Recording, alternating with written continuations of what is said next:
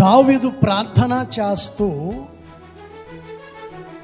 దేవుని సన్నిధిలో అంటున్నాడు, ప్రభువా సర్వ శరీరులందరూ నీ యొద్దకు వస్తారు అని. నా మీద మోపబడిన వంటి దోషములను బట్టి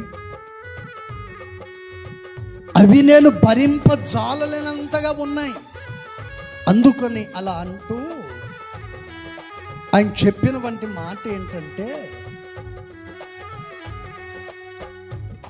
మా అతిక్రమముల నిమిత్తము నీవు మాత్రమే ప్రాయచిత్తము చేయగలవాడవు అంటే. దావీదు దేవుని సన్నిధిలో ప్రార్థన చేస్తూ ఈ మాటను చెప్పాడు. ఏమని?